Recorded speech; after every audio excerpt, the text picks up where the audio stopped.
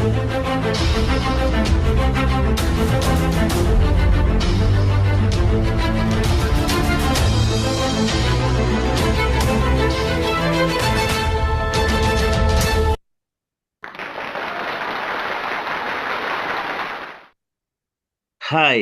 welcome my learner. This is Teacher Samson taking you through Social Studies Grade 7 and 8 revision.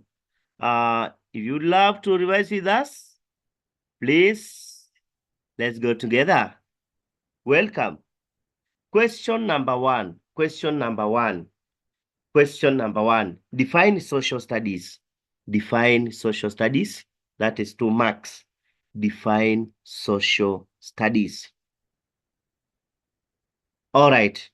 Yeah, social studies refers to the study of people in relation to each other and their environment. The study of people in relation to each other and their environment. So, question number 2, state the 3 branches of social studies. We are given 3 marks. State the 3 branches of social studies. All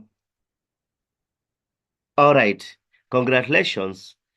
The 3 branches of social studies are geography, history, and citizenship education. Geography, history, and citizenship education. Question number 3.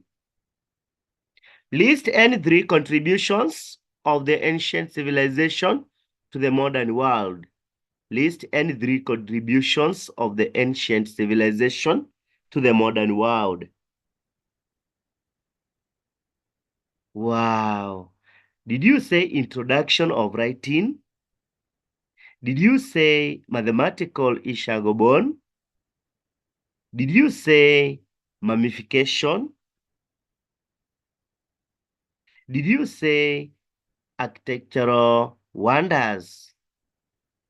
Congratulations. List any 3 contributions of the ancient civilization to the modern world. It is introduction of writing, mathematical ishagobon, mummification, and architectural wonders. Question number 4. All right. In which stage of evolution did man discover fire? In which stage of evolution did man discover fire? The answer should be Homo erectus. Yes, Homo erectus discovered fire through rubbing of sticks. Question number 5. State the methods of irrigation used in ancient Egypt. Methods of irrigation that were used in ancient Egypt. 3 marks. Yeah, this is Shadoof irrigation method. Which other do you know? Basin and canal. So there was Shadoof irrigation method, basin and canal method during floods. Next, question number 6. List 4 factors that led to the growth of the Swahili civilization. 4 factors that led to the growth of Swahili civilization. 4 marks. Yeah. There was good climate and fertile soil. This encouraged agriculture. Another factor was presence of deep natural harbors, which allowed ships to anchor at the dock, at the coast. Then we had development of Indian Ocean slave trade. A lot of wealth was acquired from the trade.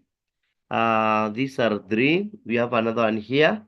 That is Islamic religion, which united people and encouraged peace. So there was good climate and fertile soil, presence of deep natural harbors, development of Indian Ocean slave trade, or you can just say it's slave trade, and then the religion, that is Islamic religion. This united people and encouraged peace.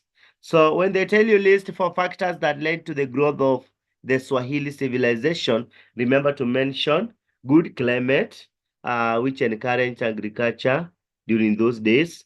And we have presence of good, deep, natural harbors. You can write it. And also development of Indian Ocean slave trade and Islamic religion. Question number 7. State two African countries that were not colonized. State two countries in Africa that were not colonized. That is 2 marks. Yeah, we have Ethiopia and Liberia. Ethiopia and Liberia were not colonized. Ethiopia was not colonized because it had a powerful army under Empire Menelik II, who successfully resisted Italian invasion. We have Liberia.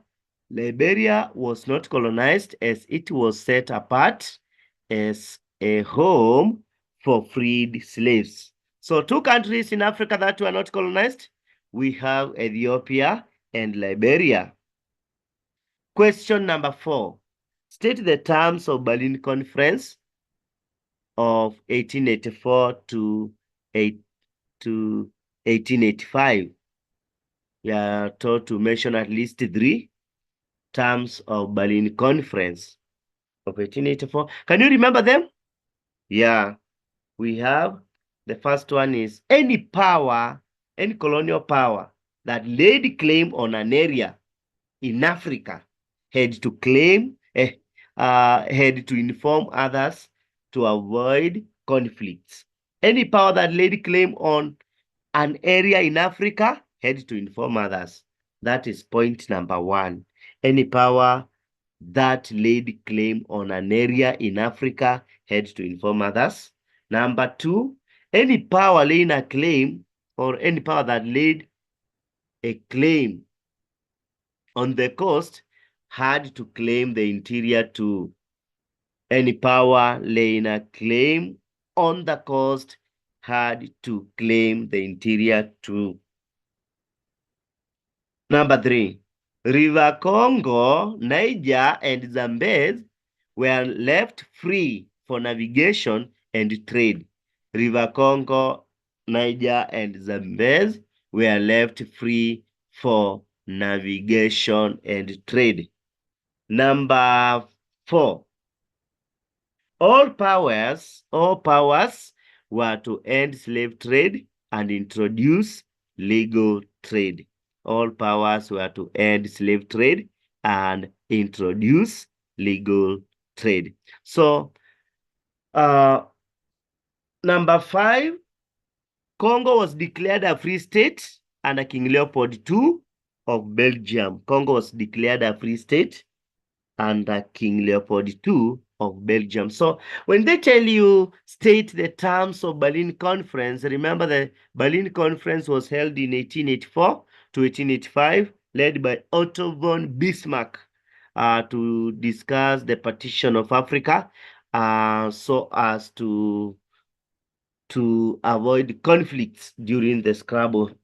So point number 1, any power that laid claim on an area in Africa had to inform others so that they can avoid conflicts and contradictions.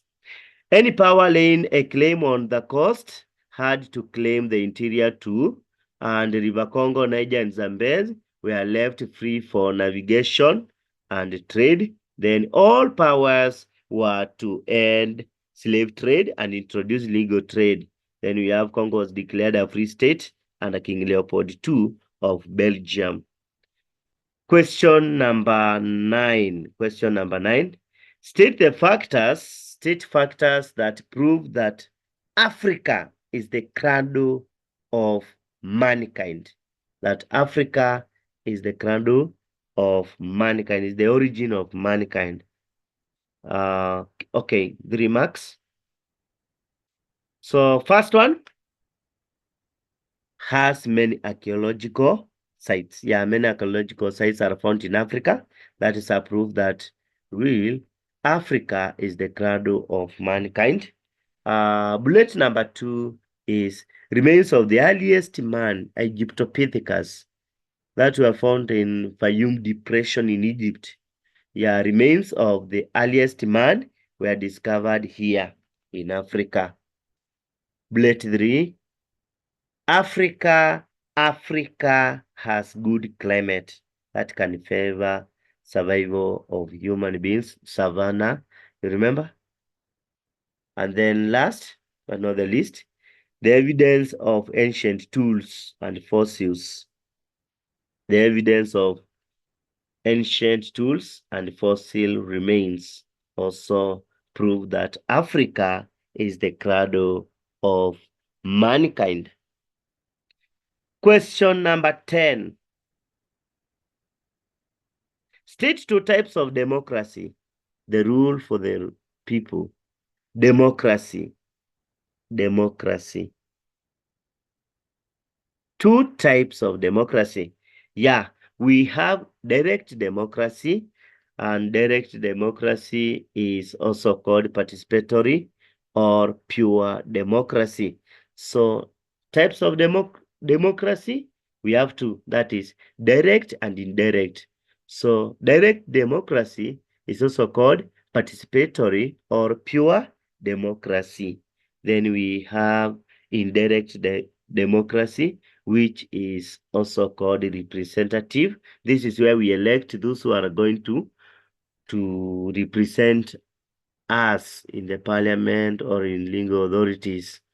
They're going to represent our views. So when they are making decisions, they are making decisions on our behalf. So that is representative. And the other one, which is participatory, is you yourself participating in the decision making.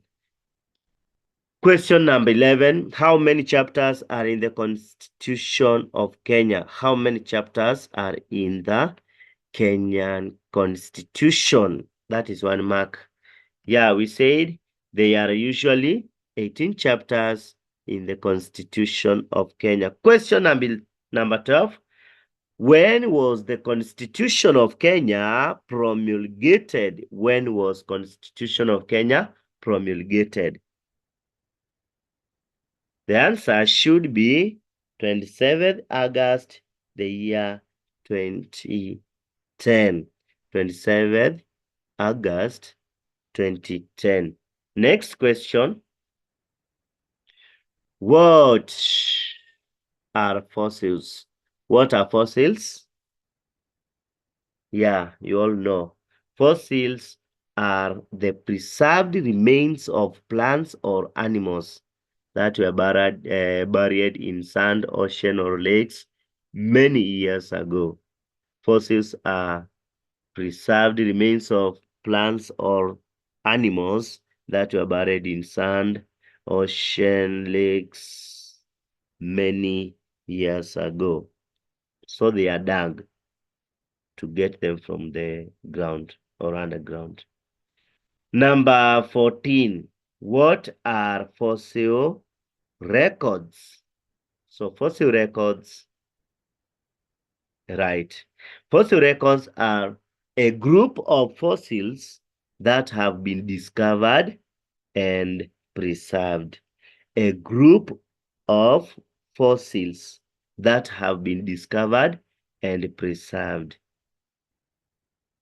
Next question, number 15. Lorna, a grade 7 student at Masomotele Junior School, was asked by her teacher to write the meaning of gender stereotypes. What was her answer? Let us read the question again. Lorna, a grade 7 student at Masomotele Junior School, was asked by her teacher to write the meaning of gender stereotypes. What was Lorna's answer? All right, if you can remember, gender stereotypes are the expectations that people in the society or the expectations that people may have about what the male or female should or should not do in terms of career, household work, or behavior. The expectations that people have about what the male or female should do or should not do in terms of career, household work, or behavior. That is gender stereotypes. Let us talk about the strategies to address gender stereotypes. There's a question here. Mr. Okemwa was leading learners in coming up with strategies we can use to address gender stereotypes in school. Write down the strategies. We are given 4 marks. Mr. Okemwa was leading learners in coming up with strategies we can use to address gender stereotypes in school. Write down the strategies. Okay, we can write at least 4.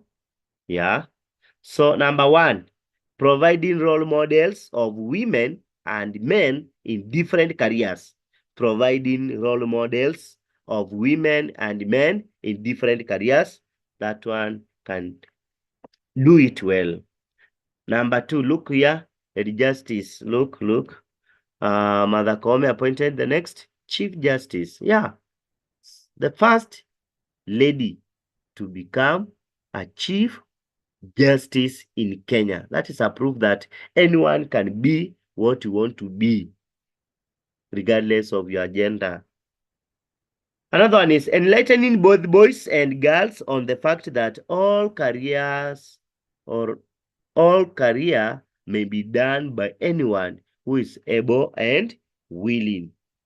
Yeah, that there is no work for boys, no work for girls. No. Any career can be done by anyone so long as you are willing and able.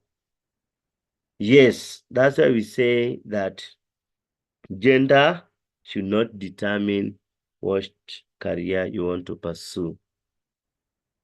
Sensitizing learners on career choices and entrepreneurial opportunities. Yeah, sensitizing learners on career choices and entrepreneurial opportunities. Let them choose, then guide. Let them choose what they want to do and then guide them. Next, initiating class and club rules that discourage gender stereotypes in career choices. Initiating class and club rules that discourage gender stereotypes in career choices. Yeah. No explanation. Next question. Use the illustration below to give the locations of different points below. So the question is, no, we have the table here. Look at this grid. Let us study it. There is point L, there is point U. Yeah, there's so many points. Then we have Greenwich meridian is the longitude, the main longitude. That is 0 degrees. It divides the world into eastern angular and western angular. All right. Question. What is the location of point L? What is the location of point L? Remember, when you are given a place, we first start with latitude, then longitude. So point L, look at point L. Where is it?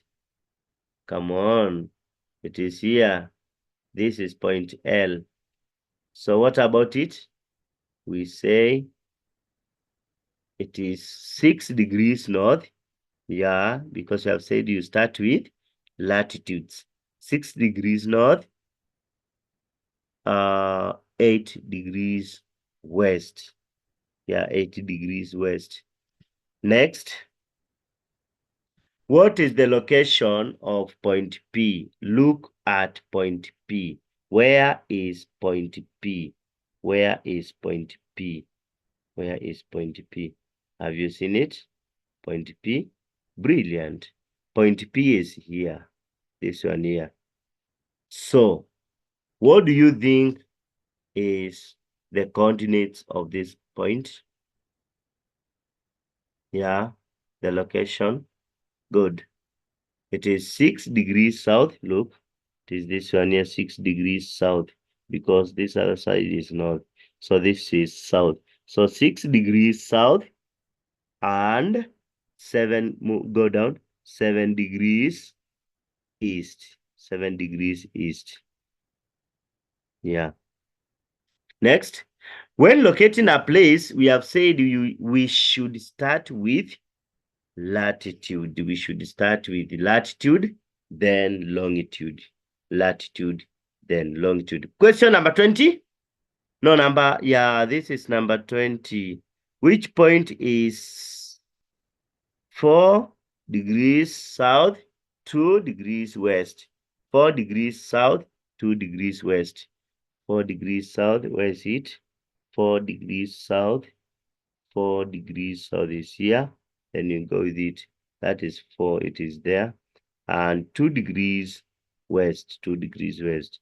Yeah, so the correct answer should be O, this one here. Congratulations. Congratulations. Moving to the next. Next question. Next question. Number 21. Number 21. Outline some of the features of the Swahili civilization. We are given to state as many as possible. That is 7 marks. Outline some of the features of the Swahili civilization. So the first one is dressing. When they ask you these questions, talk about dressing, talk about food, talk about transport, talk about architecture, talk about new tribe, that is the Swahili community, talk about the common religion, that is Islamic, and then you will be good to go. The last one is common language. So let us start. Dressing. The Arabs, Indians, and Persians introduced a new way of dressing. So we slowly by slowly changed from our old way and started dressing like these Indians, Persians, Arabs. Yeah. Number 2 is food. Remember Swahili dishes. The Swahili dishes and spices from Arabs were introduced. Example, biryani, mandazi, samosa. No, don't talk about smocha. Then we have transport. Transport, here we talk about the means of transport. Remember, the Arabs brought the doors. Now we have modified ships. Yeah, all that came from these people. Means of transport were developed for use across the ocean. Then we have architecture. New building designs were introduced by the early visitors, that is the Arabs, Persians, and Indians. Then we have new tribe. Remember Swahili community that came as a result of intermarriage between Arabs and African communities. So Swahili community emerged due to intermarriages between the Bantus and the Arabs. Then we have common religion, and common religion here we talk about Africans starting adopting Islam from Arabs based on madrasa and Sharia law. Yeah, that was very important. Then we have common language. Remember, Swahili language emerged as a result of Bantu, Arabs, Portuguese, and the Persian languages. Mixture of Bantu, Arabs, Portuguese, and Persian languages. We are almost done. Question number 22. Question number 22. The picture below show the number of people in Mzee Kazi's family in 2009 and in 2020. Look at him. In 2009, Mzee Kazi is here. This one here. Yeah, in 2009, the family was just six. Six. But let's come here. In 2020, he is now a grandpa. He has grandchildren and they are happy. So the population has grown. Okay, using the pictures of Mzekazi's family, brainstorm the meaning of the term population growth.